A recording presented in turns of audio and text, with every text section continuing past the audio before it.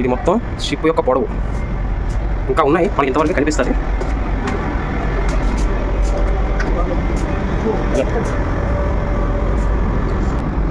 కింద వెళ్ళడానికి దారి అయితే అన్నీ వాళ్ళ